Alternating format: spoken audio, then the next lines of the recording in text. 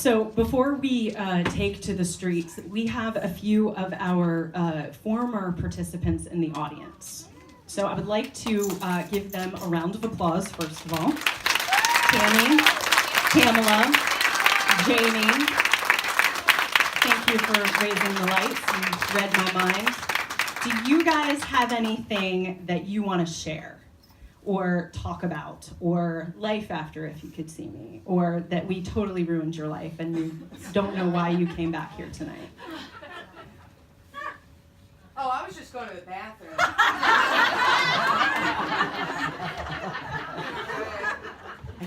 I can just bring you the microphone, girl. No, that's cool. She belongs on the stage. Well, y'all come up here. I just wanted to come say hi to Mom. This is my girl. Hey, Mom. No, we were talking about this funny, stupid thing I said at another speaking engagement we did. Because the coolest thing about doing this project, and I hope you guys find this too, I don't want to stand in front of you, is that if you didn't have the confidence before to talk about, we like to call it our shit, then maybe now there's a little bit more of that, right? And so I became excited for the first time in my life about like talking to people about my shit. And I was like, do you want to hear about my stuff? Do you want to hear about my stuff? And they're like, no, crazy person. I'm just trying to grocery shop. Like,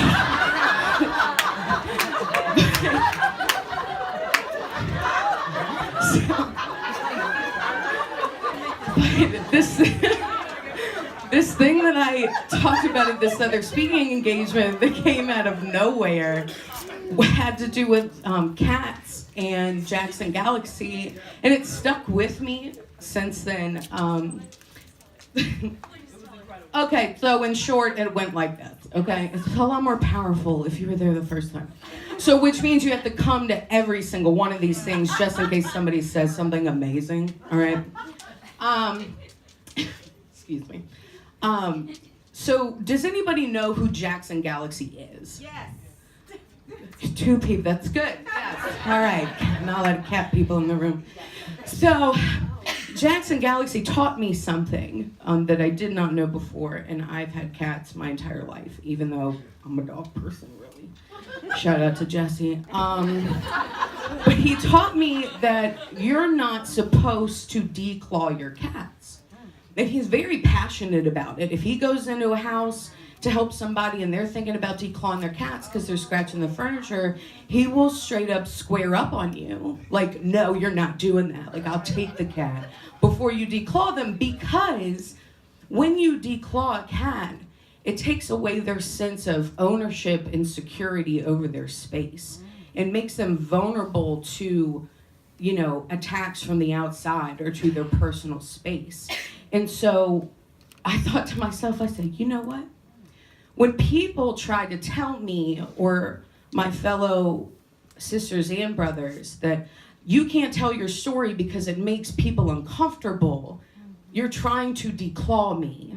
Because, stop it. That's why I tell myself I started crying, stop it. There's nothing wrong with crying. I just want to get my message. So, because, you know, some people, like Aaron talks about, is that it's not my responsibility to make sure that you're comfortable. And I actually enjoy making people incredibly uncomfortable now. It's a pastime of mine. That's how I relax. Is I make other people really uncomfortable. And then I go, So the moral of the story is that if you have declawed cats in the past, pray about it, make up for it. Don't declaw your cats in the future. And also, if somebody wants to tell their story, whether you can relate to it or not, or whether you're in a place to hear it or not, it's not your job or anybody else's job to tell me or anybody else that we can't tell our stories. You don't get to do that, right? So that's the moral of that story. Hey girl, what's up? You want to say something? You look good. Oh man! So first of all, I'm so excited to be here. What's so funny was I was thinking about you earlier, and I didn't know that I was going to see you tonight. But I was talking to Sarah, and I was encouraging her, and it was because of some of the things that I got from If You Could See Me, and just not apologizing for sharing our story, and that tonight was about her. Tonight is not about what we think they need to hear, but what is it that you need to share. And that, my experience in being involved in If You Could See Me was life-changing for me. Because for the first time I got up and I said, what do I need to share? For the first time, it was about me. As an advocate, as a person that tries to look out for other people, it's always everybody else first. And I was so excited that Erin asked me to be a part of it. She asked me, I think 2017, and I didn't do it. And then last year I did it, and the timing could not have been better because I was struggling with a lot of areas of my life and the perfectionist. And that night I got up and I had a drink before I got up here. And I just said what I needed to say, and I was honest in a way that I hadn't been honest before. And I'm so, I don't want to say I'm proud because I don't like that. It sounds parenty. Well, I'm proud of you. But I'm excited for everybody that got up here and shared tonight. And I've gotten to know a few of the ladies that were up here tonight and over the years, and I've learned something new. Tracy, you have inspired a part of me that I've struggled with as far as going back to school. I sit on the board of Vocal with Tracy, and I had no idea that she had all these degrees. And she inspired a part of me tonight that I needed. And I'm just happy. I'm just super happy.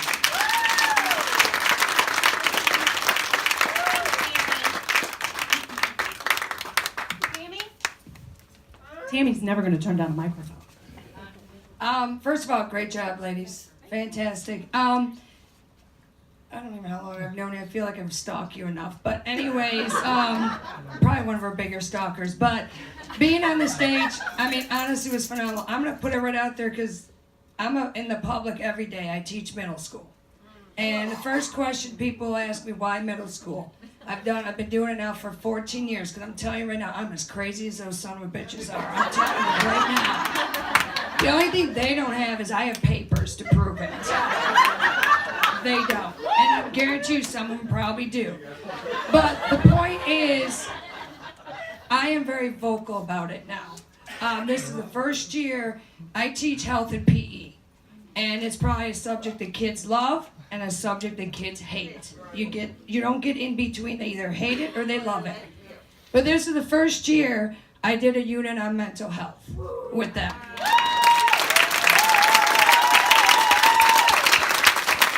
And again, I'm very vocal. I shared my story with them. Now, I did have some limitations to it. I went to my principal ahead of time. I cope and manage with bipolar 2, the rapid cycling. I call myself, I guess, recovery of a cutter. I used to cut all the time, and I am a suicide survivor, but I can't share with them at that level. So what I do share with them is I shared with them my struggle with depression. And I explained to them it's not something that goes away. It's something that I have to learn how to deal with.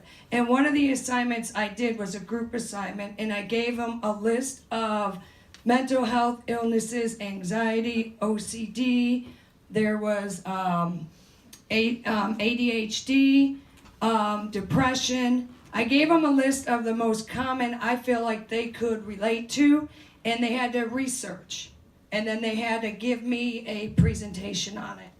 And just to hear the dialogue when I was walking around. One kid's like, oh, I got ADHD. This is what I have to take. This is what I have to do. And another student's like, I've dealt with depression. To open that dialogue among middle school, to me, was phenomenal. It really was.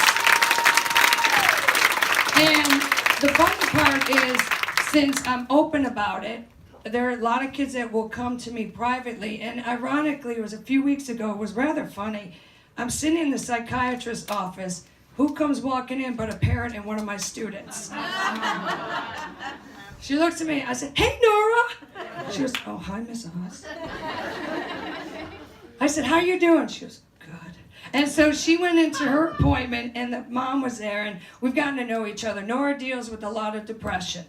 And the mom just looked at me. She said, "Miss Oz, I got to tell you something." I said, "Yeah." She goes, "First of all, I cannot thank you enough for being so compassionate." She goes, "And second of all, I'm going to give you a secret.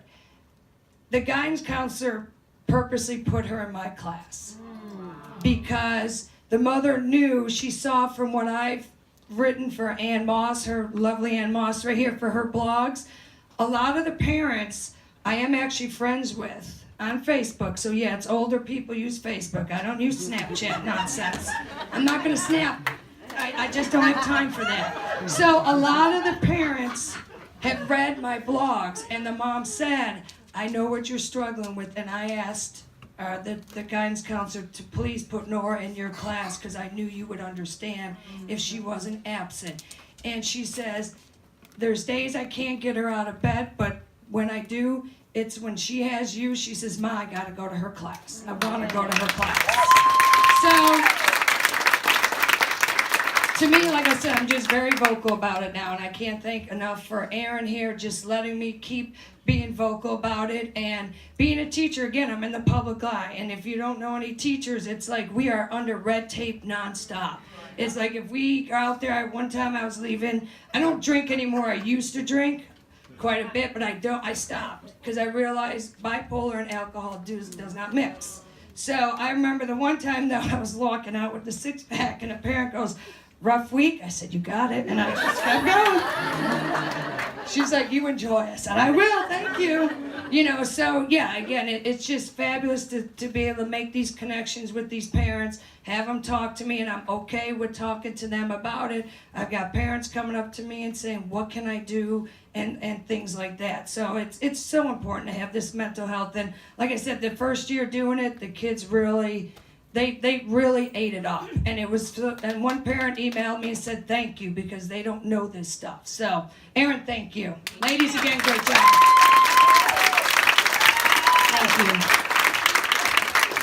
Yeah. Sorry, I forgot one thing. I also just want to say, which Aaron knew, because again, we, being with the mental illness, last year I have to tell you, well, I think it was like 3 years ago.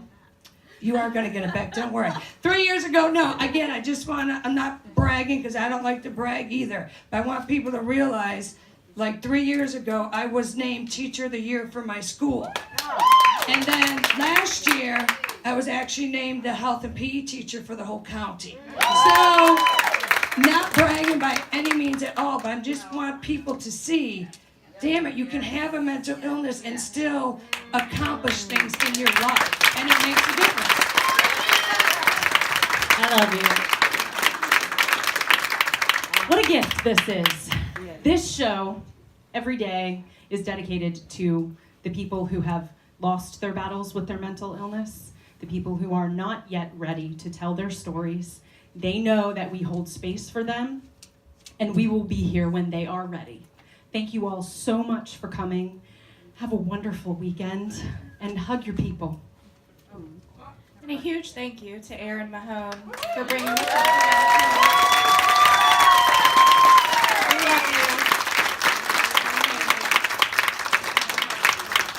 I love you guys too. Thank you all so much. Go hug your people.